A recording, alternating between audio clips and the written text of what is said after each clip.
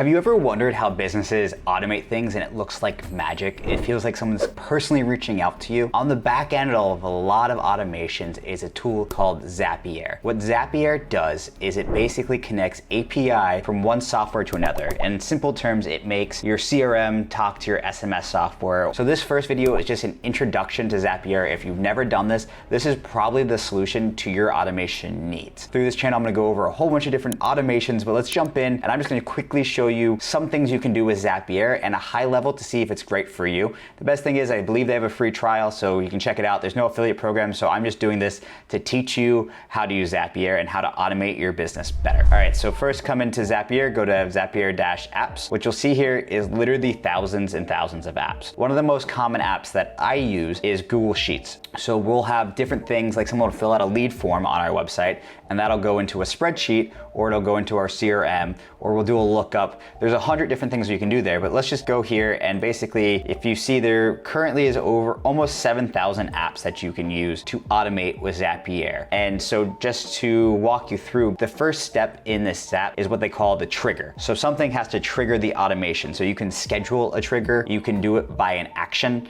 you can do it by someone completing a form. Anything where a process is complete or a specific time will allow you to cause that trigger to happen. A lot of times we'll use a Google form and then that'll go into, automatically will go into Google Sheets for us, or we'll take that Google form and put into our CRM, but check it out. So we'll go into, let's just type this in so you guys can see kind of how it looks. Google Sheets. So you can see there's a whole bunch of things here. You can even do access. I just saw Google My Business. So someone leaves a review, you can set an automation for that. So really cool things here. So now the best part about this is it'll show you what you can then do with that Google Sheets. One of the things I really like using is Paths. So Paths is a newer piece. And basically what it allows you to do is you can split the information. So if you have a form and someone has a revenue over 1,000, you can have it go to one way, and if their revenue is under 1,000, it can go a different way. And so that's a path. Think of it conditional logic. It's going left for one thing and right for another, and all the actions underneath are different. All right, so what I really like about this is it'll show you all the possibilities through kind of scrolling and basically give you samples of what you can do with these paths. And you can kind of work backwards here and look at all the apps we're able to use. So let's go back. So let's just grab a common trigger, for example. Let's do, you've got an email and you want to put that into a spreadsheet because you want to automatically remember to follow up. So let's just go ahead and do that Zap so you guys can learn a little bit of what's going on. One of the cool things is their new AI tool. You'll see that right here. You can literally describe what you want to do and it'll pre-build out that Zapier or that Zap. And so they have other tools here. Zap is the main one I'm gonna be talking about right now. Those are the automations from left to right, basically what's gonna happen. So let's just create a Zap, new Zap. This is not something that I've ever don't typically use this style, but let's do Gmail, assuming you use a Gmail. And what we can do is actually set a trigger if you put something into a folder. So let's do a Gmail and then let's call this interested lead. All right, so we're gonna use new labeled email. So this is gonna be anytime you label and email something, it'll then trigger an action. So let's go to the next step here. We got it set up so now anytime it's labeled a specific thing, it will then trigger an automation. So let's just say that we want to label this. So these are the labels that I already have in my inbox. All right, so let's call this Podcast Scott. So someone emails me and says, hey, I'd love to be on Scott's podcast. What are the next steps or whatever that is? What we're gonna be able to do is trigger a whole bunch of automations based on this. So right now it's finding information. It's gonna find anything in that folder. So it found a lead in that folder and then now I can continue. So it's captured all that information and I can use it in whatever way I want. So I mentioned Google Sheets before. So let's start off with Google Sheets. Okay, so I created a quick Google Sheet. And basically what I'm gonna do is now link these things. So right now I'm going to want to create a new row. So let's type in row.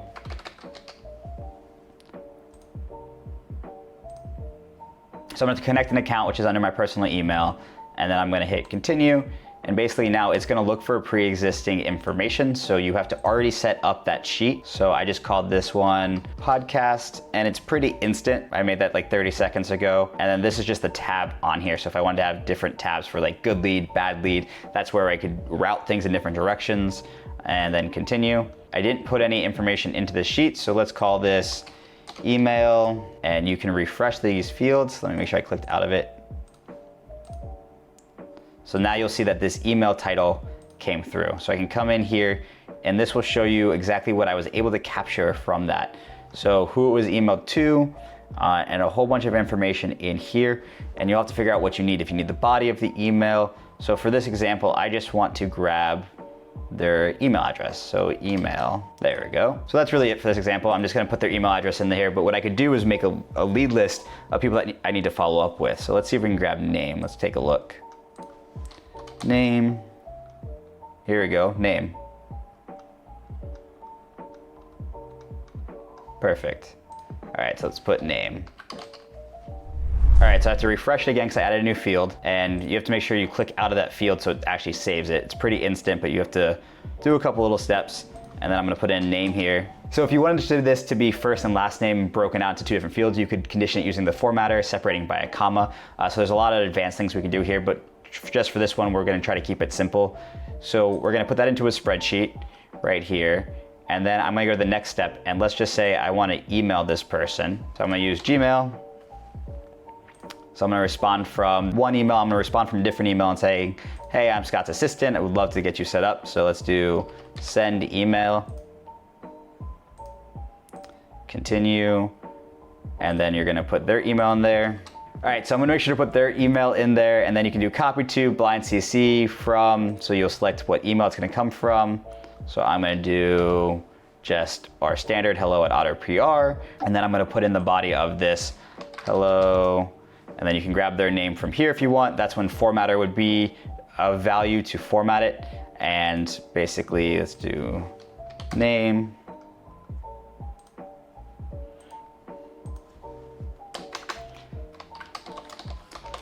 And so that's how you would send an email from there. So the advantage of this is you're able to, again, automate a whole bunch of tasks. So there might be an entire funnel or workflow you need to go through. So someone responds or reaches out to be on the podcast, they get put into this folder, they go into the CRM. But I just wanted to show you the first level basics of the value of Zapier. Make sure to stay tuned for more content like this and subscribe. Thank you.